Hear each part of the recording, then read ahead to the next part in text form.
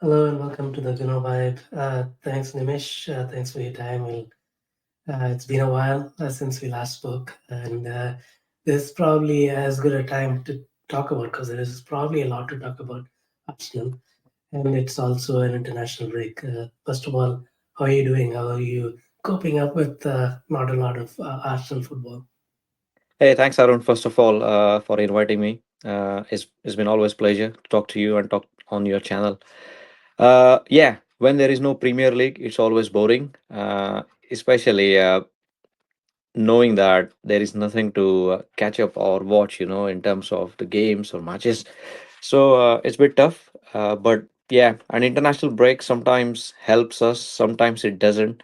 Mhm. But I think on this occasion, it's good in a way because we will get some opportunity to rest some key players and catch up on overall strategy and whatnot. Because as you know, and many all Arsenal fans aware, we're not doing well at the minute. So Yeah, it's it's a good time to be in international break, in my opinion.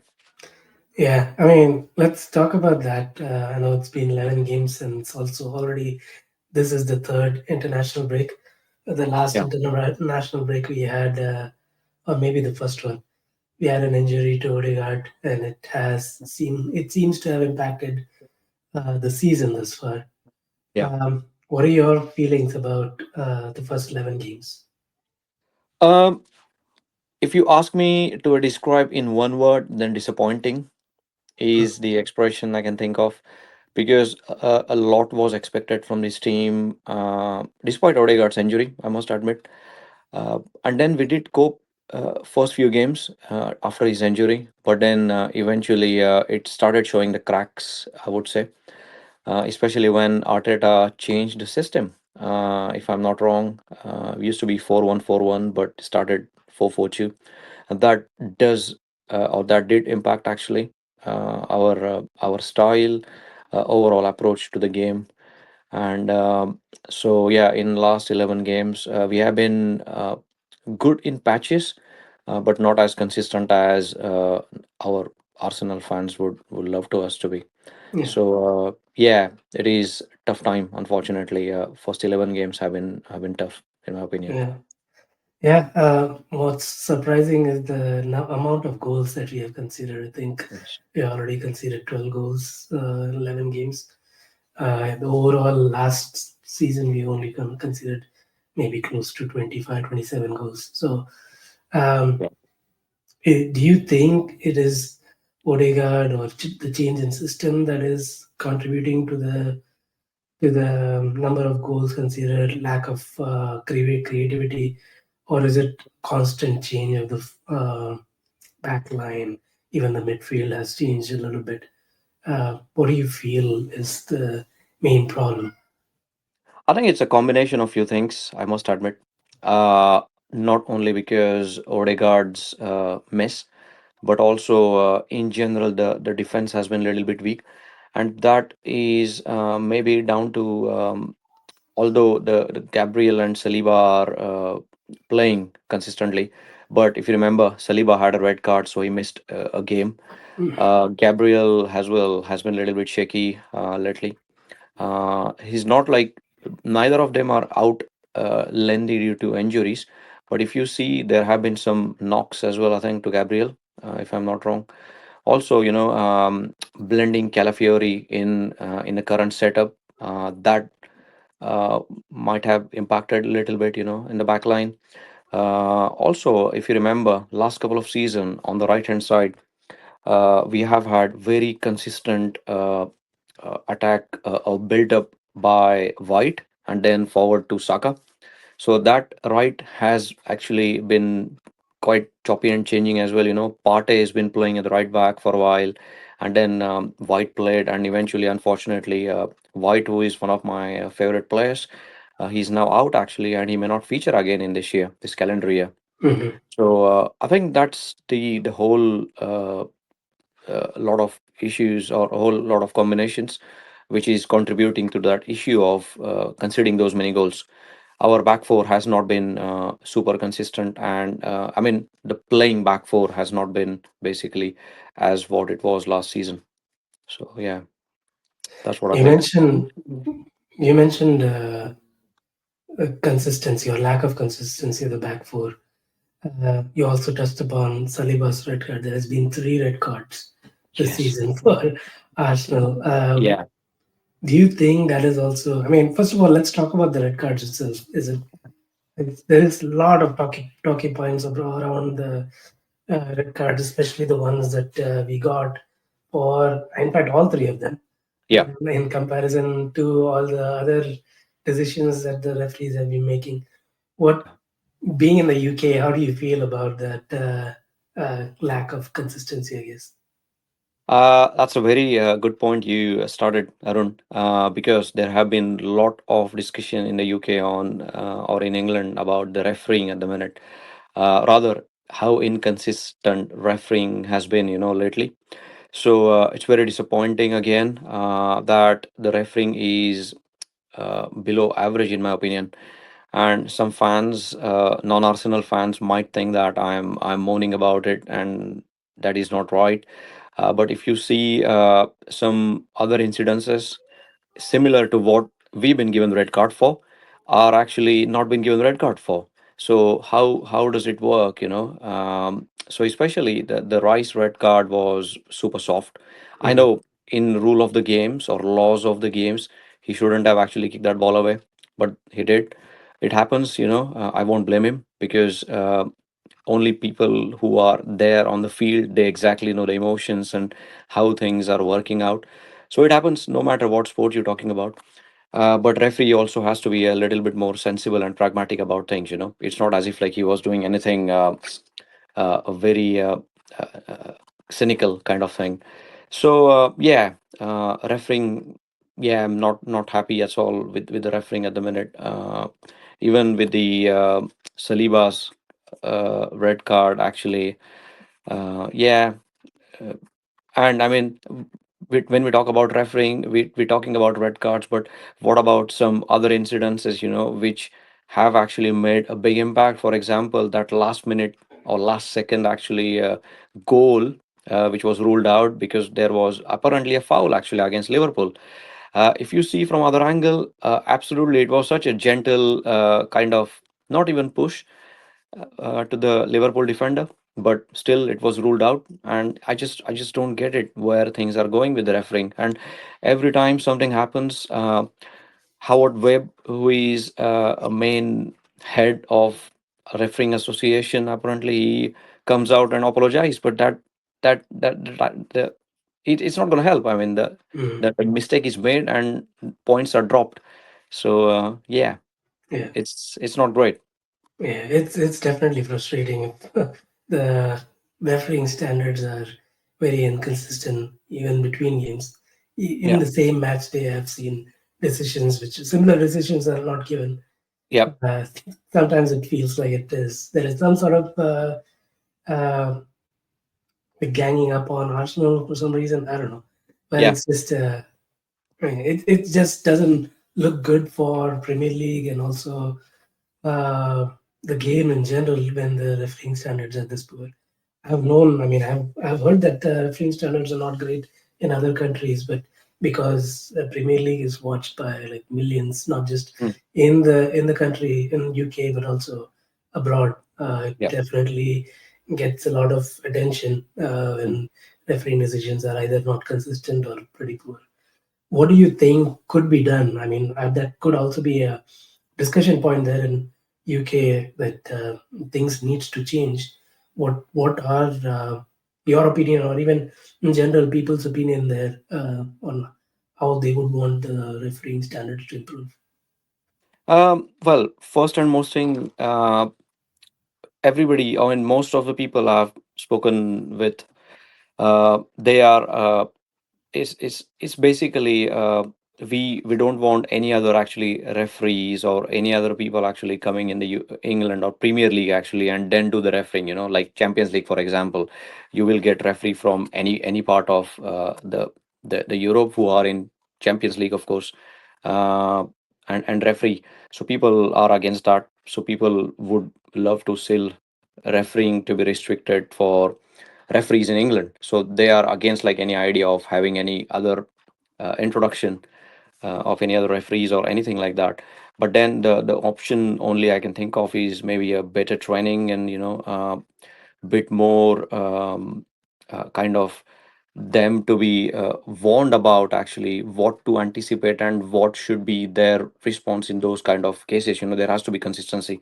So I think training is the only thing I can think of at the minute, or many people can think of, because with only training you can bring consistency. It's Mm. like there is a standard operating procedure which, for example, any manufacturing company follows. So you have like 10 employees who would do the same step if it is a manufacturing process. So in the Yeah. same way, I think a referee should be treating those kind of incidences with some plus or minus. I'm not saying that they will get 10 out of time 10 out of 10 every single time, but even if it goes to like 8 out of 10 times consistent, then I can think of, yeah, that's fine and acceptable. But right now it's rather actually 3 or 4 out of 10 is Yeah. kind of rating, I can imagine. So yeah, I think there has to be some more training in terms of decision making. And again, I mean, it also needs to be reviewed, I think, where they're going to use VAR for, right? Mm. I know it's for penalties and red cards, like in the box and stuff, but there has to be some other areas. Maybe reviewing could be an option. I don't know. Uh, so yeah, those kind of things I would say Yeah. needs looking into. Yeah, it was interesting. Before the season started, they were saying that they will introduce automatic offsides in October. It's Yeah, now almost December. They haven't yeah, introduced it. Um, you got a, I mean, definitely a good point where we need to improve the standards. The only way to improve is training and have a standard operating procedures. It may yeah. also probably help if we have different sets of referee. The on-field referee and are not really friends with the ones in VAR. It might be probably easier if the refereeing bodies of VAR and the on-field referees are separate. So Mm, there is no like you're backing your friends or whatever. That kind yeah, of questions are also taken yeah, out of the picture. But okay, let's move away from the refereeing decision because refereeing decisions has been inconsistent. We know that, and yeah. it's impacted Arsenal at least in 3 games or maybe even more. But we have lost quite a few games this season Yeah. already, and I mean, a couple of games probably was tied to at least one game was tied to the fact that we were 10 men, but Mm, we lost 2 games back to back, Newcastle and Bournemouth. almost. Yeah. Uh, what do you feel about those failures to show up? Like as a team who is competing for Premier League, you would Mm, expect a team to like be in the game throughout and actually show some confidence. In those 2 games specifically, I know Saliba's red card impacted the game result for Bournemouth, but the Newcastle game was pretty depressing to watch. And I don't think anyone really want to go back and even watch the highlights. There was nothing really from Arsenal standpoint. What do yeah. you think is impacting that? Like there is some sort of psychological factor probably is Yeah. inhibiting Arsenal. Yeah, and that's right. And that boils down to actually the point you made in the beginning of our discussion, which is a creativity and no Odegaard. Because look, Bournemouth or Newcastle, they are the teams who, especially Newcastle, actually has got very decent midfield.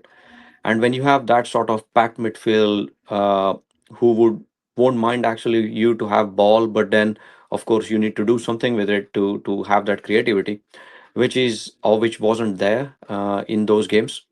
So that lack of creativity is pretty much impacting at the minute, in my opinion. It's very our creation or our actually even after creation, our chances created versus chances actually converted, that is not great either at the minute.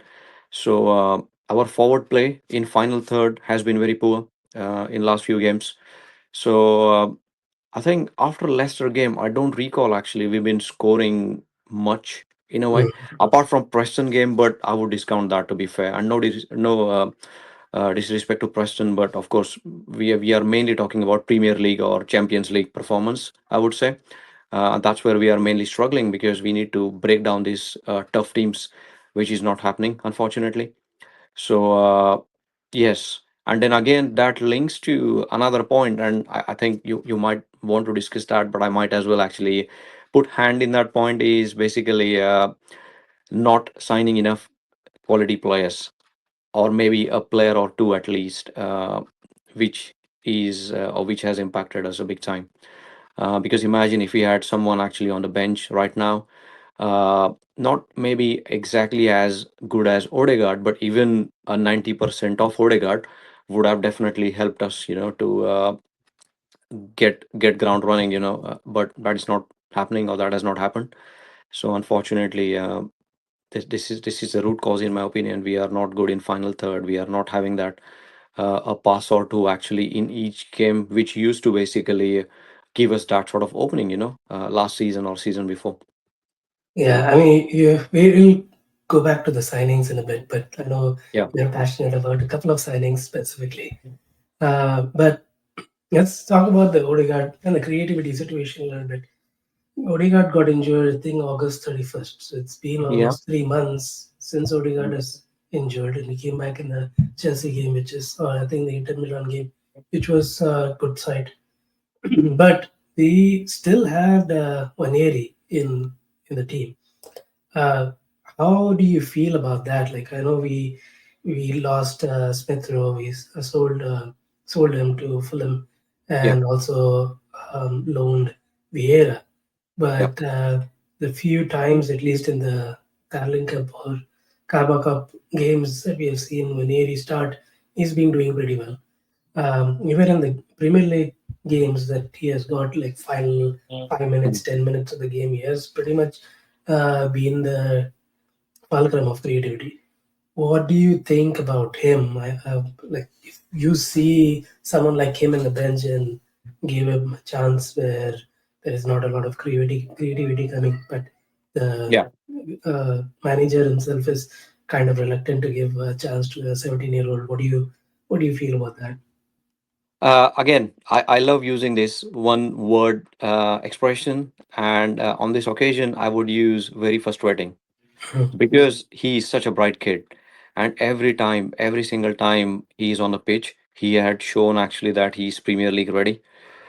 His movement, his that eye for pass, he's basically his passing accuracy or his creation is fantastic. There is no way that anyone who is hardly 16, 17 year old would break into Premier League unless they have really bright talent and have showed something, in training, or even in some practice games and stuff like that. So Arteta has never been. Again, I don't want to start saying many negative things because we are not doing well. But as we are analyzing where things are not going right, I think this is good time to mention actually that Arteta is a little bit rigid when it comes to actually bringing, especially the young people in on the pitch. Whether it's starting them or whether introducing them as a substitute, he is always extra careful, in my opinion. And I know that, I get it, 17-year-old, still a long way to go. And we don't want to be in a situation where actually we are completely using him so much, his services, that he will be burnt out, by end of season or something like that. So we have to be careful, but I think Arteta is being extra careful, in my opinion. We should give him more time. We don't expect actually player of that sort of talent to come only like last 5 minutes, 7 minutes, 9 minutes, and then expect him, suddenly to change the course of the game. Because although he's talented, but imagine he's also a little bit, well, not little bit, but very much inexperienced at the minute for that Mm. stage. uh, so how about actually giving him full half time, or after half time introducing, and give him like half of the time, 90 minutes, or even start him, against some weaker opposition. uh, if we are playing home, that's a good time actually to start a young kid, because then crowd will be behind him, and we can get good out of him. But unfortunately, that has not happened, and it has been nearly, like you said, it has been so many games. I thought, okay, at least this week. Okay, let's say whether next week or next game, maybe Champions League, he will start. He will at least get more minutes, but that is not happening, unfortunately. So I don't know why Arteta is actually restraining himself and Ranieri to go and exhibit his skills. So yeah. Yeah, yeah, I can. I mean, sense a little bit of similarities to how Pep Guardiola played. I think Phil Foden initially he was Uh-huh. not getting a lot of minutes, although everyone could see how talented he is. Mm, And same thing with Waneri. He's 17, like you said.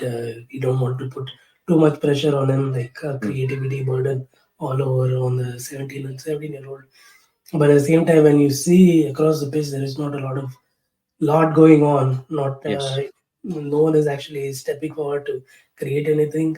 Probably giving this guy a little bit more time rather than just 5 minutes, 10 minutes a game would help. I know even in the Carabao Cup, he has been not playing the entire game, which is understandable for a 17-year-old. He may not have that much. Um, uh, uh, to go through the entire game, especially in Yeah. Premier League or level two, League Two opposition. But giving at least 30 minutes would be, at least we'll be able to see how it is, and What he can do. maybe Yeah. exactly. And Mm, then when Odegaard comes, I don't expect Odegaard to play the next 25 games plus Champions League plus FA yes. Cup, everything. So we need another alternative, another option. So now let's go back to the discussion around signings. We made Hmm. about 5 signings this summer Hmm. window. Raya was a given; we had to sign him because we were going to sell Ramsdale. Yeah. We signed Merino, we signed Calafiori, we Yeah. signed Neto because we needed to, and we signed a couple of goalkeepers also. Mm, We got Timber back, yeah. and I think that's about it as far as overall signings are concerned. Yeah. When you look back at that summer window, Hmm. what was something that you felt was missing and something that you felt looking back we shouldn't have sold or we shouldn't have signed this player? Yeah. So, transfer window, again, it was a little bit of fuss, in my opinion, because everybody and their dog knew that we need to have attacking player, especially a cover for Saka or someone in, attacking midfield, attacking winger, and of course, someone at the top who can actually play and score 20 odd goals season, a top forward player or striker who can finish basically almost most of the chances they can get. But that unfortunately did not happen. We thought maybe that is a strategy that Arteta going ahead with, that he wants to shore up a defense and maybe bring up some steel in midfield with Marino, who is clearly a good player. With Spain, he won Euros, scored key goal as well. Actually, I think in that competition, but overall, actually, it was underwhelming in my opinion. Signings or the transfer season, and I get it that there was Euro, so it was always difficult actually to get negotiations going and sign the players, because there is many good key players who are obviously tied with their respective countries, but for a club of our stature, we have plenty of resources. We are not, it's not like we would like to uh, start collecting pennies, to get that finance going. We are financially healthy as well, so I think we should have done better. And unfortunately, that did not happen. And now it is evident that actually that is impacting us big time, because and I don't buy into any logic that, oh, there were not many players available this summer. You always, I mean, how come Brighton actually keep finding these gems who just come and start performing for them, or some other clubs in Europe as well? So yeah, it's been underwhelming in my opinion. Yeah, I mean, yeah, Euros are definitely a reason. Even for some of the Arsenal players to get into this season, Euros could be a reason because players like Rice and Saka didn't really get enough break. Marino, Yeah. he was also in the final and he got Yes. injured after he Yes. came back. So he never got a preseason at all. Yeah. And even Callum Fury, after he came to Arsenal, he has been injured Yeah. plenty of times. So it's unfortunate that the signings that we have made has gone through some problems. But at the same time, you touched upon Brighton, and I know Brighton. You cannot directly compare Brighton to Arsenal because Mm. we don't expect Brighton to be in the European places. We expect them Yeah. to be, or even European places, probably yes, but not competing for the Premier League title. For Mm. Arsenal, we cannot. I think the reason being Arsenal cannot really take the punt on an unknown player who, if we pay $1 million, will become $100 million player. We would want at least a ready-made Ready to player play. who can get into the team right away, Yeah. and we will have to pay heavy money to get that kind of player. Which means I know you mentioned that we shouldn't be counting pennies, but with the financial fair play coming into play, yeah, I think especially when we have spent $100 million on Rice the season before, it Mm. kind of understandable that we didn't go for another $100 million player this summer. I think we tried Seshko earlier in the summer and we didn't get. Mm. And after that, if you really think about it, the other strikers who we were linked with, Gyökeres or Isak, they are not going to be cheap. They are definitely going to be at least 75 to Yeah. $100 million players. So I I think that is the thinking behind it. I'm pretty certain come this next transfer window, we'll at least a summer transfer window. I don't expect it too much to go on in winter, but summer transfer window, we'll definitely go for a striker. But let's say we do go for a striker. In this team, which players do you feel is in that like area where they could be sold, or it makes sense to sell them? Um, I think let me first touch upon actually players what you just mentioned actually. Uh, we could ideally we should try and take a chance and see whether we can sign Gyökeres in January because don't forget Amorim has left now Mm, the club. So I think it's a good time actually to see whether we can actually lure him, into Premier League. And of course, Amorim himself would be interested in getting him in United. Maybe you never know, but mm, it's a good try, and we can think about it. Uh, and then coming back to the question what you just mentioned about players who can leave or who are not doing well. I think unfortunately Shevchenko's time is up. He's not been fit. He's not been playing consistently. Even Tomiyasu has been amazing servant for the club. Very very loyal. He always give 100%. But even looking at his injury record, I think he's not. I'm not sure whether he should be at club or not. Could be sold. So those two players I can certainly think about or imagine. But no, yeah, apart from that, I think we need to build on what we have at the minute because we all already sold 3 4 players in the summer. And then I don't know whether what's going to happen with Vieira because he's loaned out mm, again. He has shown some brilliance, but again he's not been consistent. Maybe down to Arteta doesn't like to rotate much, so it's like chicken and egg actually. If you don't try players, if you don't give them consistent enough time play, then they won't perform. But if they are not good enough even after giving time, would you start them? It's that's kind mm, of conundrum. And Arteta is well known actually, unfortunately, for not rotating. He has got like set 11 or 13 players in his mind with only whom he will try and see whether we can get maximum points out of them. So yeah, it could be Vieira that might be sold next week if you have to sign up another winger or attacking player. yeah.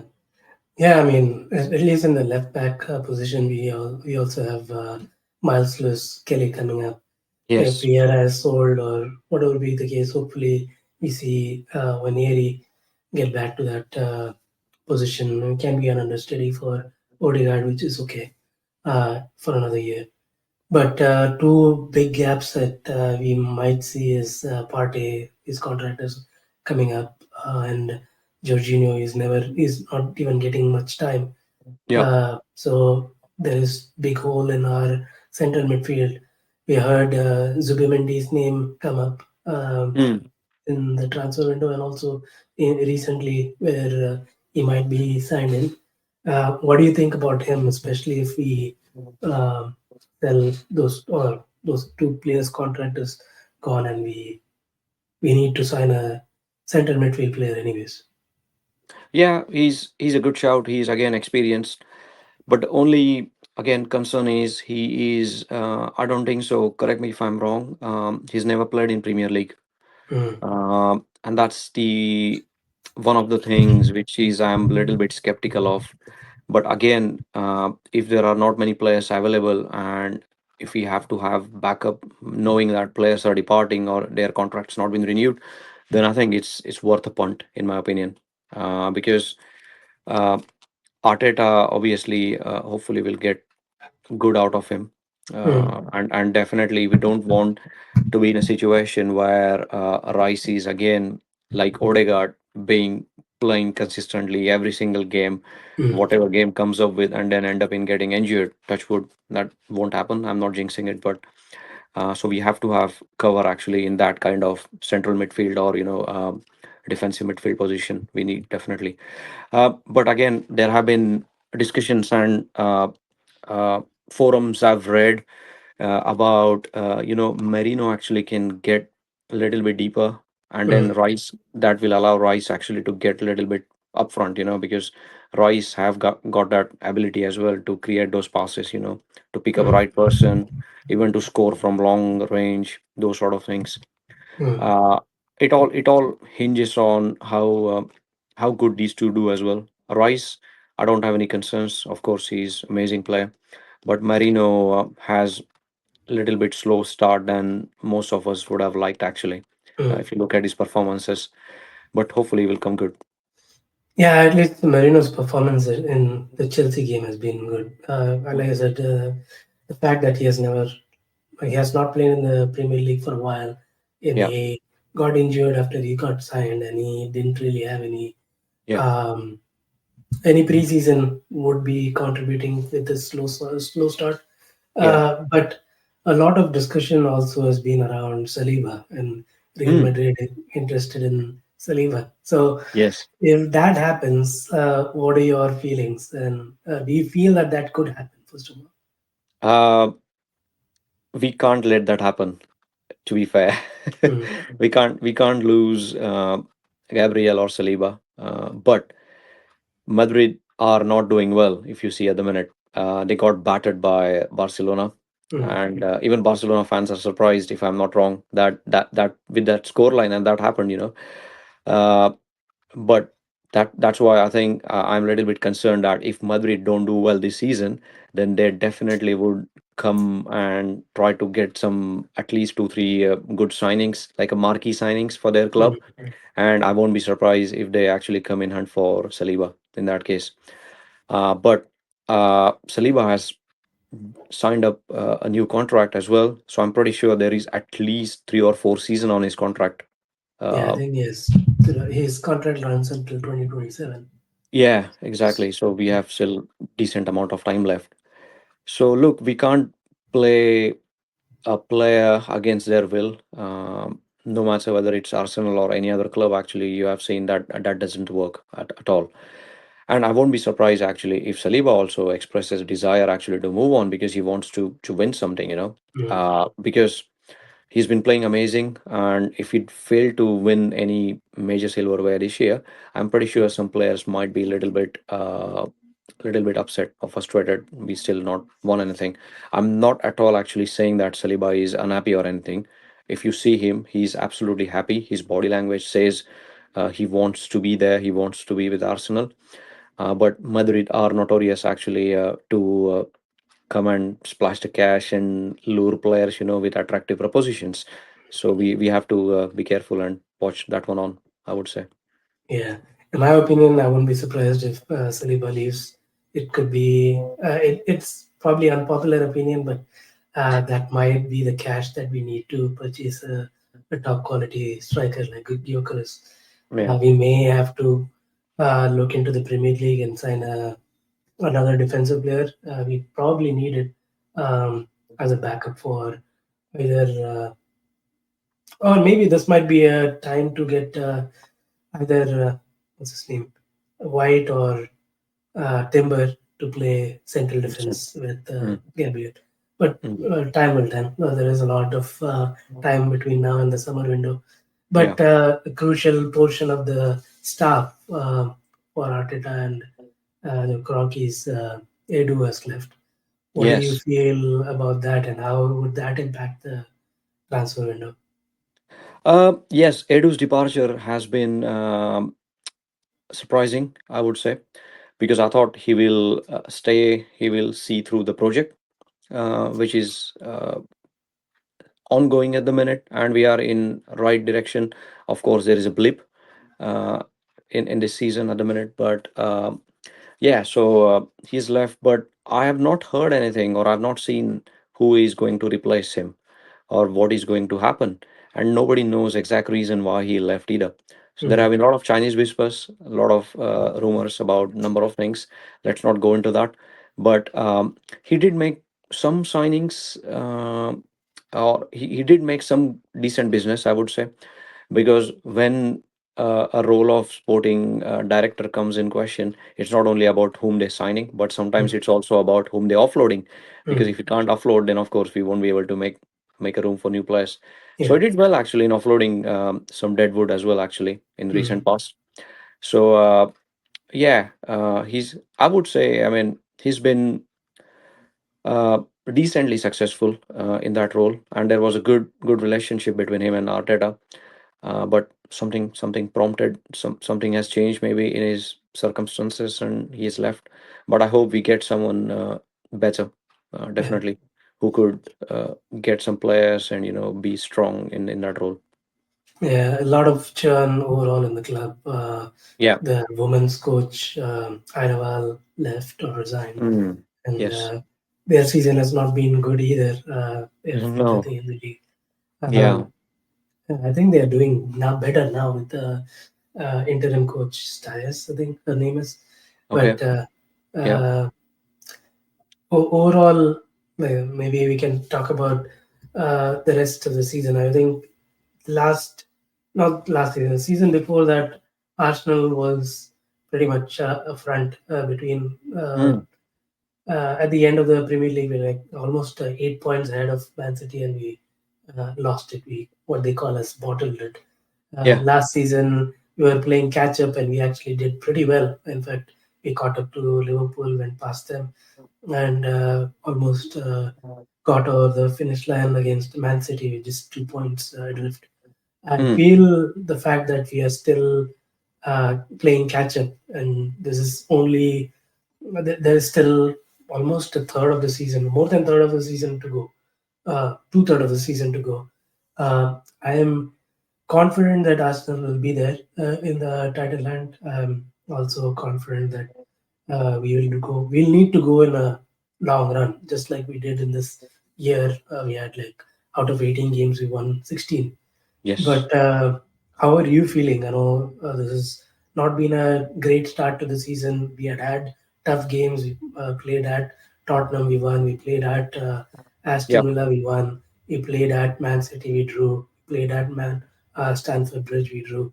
Hmm. There has been tough games for us, but even Liverpool we have played and we drew. Unfortunately, we didn't even have our backline that game, Mm. proper backline.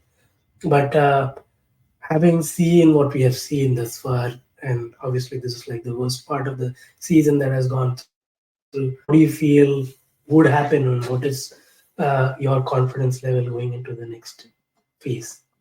Yeah. I am concerned, but I am confident as you are that we will be in a mix, definitely. we won't be out of title race. I'm pretty sure we will have something in our sleeves, that we will use, and we will make sure that we get there. I have confidence, although I did criticize Arteta actually in this podcast on a couple of points, especially the rotation and bringing some youth players, just give them chance. But he's very tough mentally, and he knows actually what needs, so that we are there up in the mix.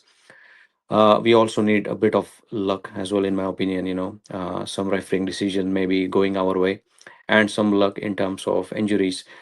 So if there is a combination of these, then I think we will be there in the mix. You never know, we may sign a player in January. Mm. That is completely a secret, I would say. No news as it stands. I've not heard anything about any players been signed or we've been linked with.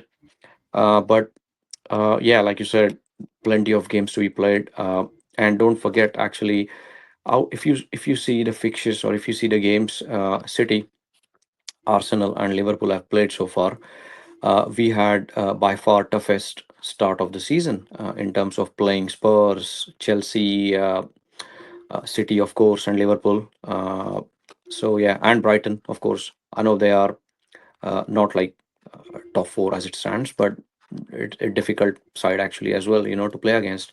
So yeah, that there is plenty to come, and I think we will be good. We may need another Dubai trip. You never know, like last year. Yeah, yeah, Some vitamin D, vitamin C, and yeah, some warmth will get something good out of players. yeah. It did wonder actually last year. I don't know Mm. whose idea was that, but it was fantastic to get them Yeah. in Dubai and get regroup. So that may happen again. There is another point actually I wanted to mention, Arun, is if you notice, our set piece conversion has been drastically gone down as well. Mm. And these things happen, no matter how good we have been actually over last season or two in set pieces. But there comes a time where other teams will figure you out, Mm. what it's doing, because we have different ways of scoring the goal. In the same way, they have different ways to stop us scoring the goals. Mm. So maybe we've been found out on some of the areas of the set pieces, and that is not helping us, unfortunately, at the minute, because when there is a lack of creativity, you rely on set piece goals. Yeah, How many corners we had against Inter Milan? 15, yeah, 17 or something, yeah, which is absolutely ludicrous number. yeah. And something like 45 plus crosses, and Mm. we score zilch, Mm. which is so frustrating. So Mm. again, I'm not being all pessimist, but I think this is all hurting us at the minute. But I'm pretty sure we will come good. There will be a change of fortune, hopefully soon. Yeah, that's a good point, and actually a good thought. Even not just scoring corners, we have been conceding through set pieces a lot this season as well.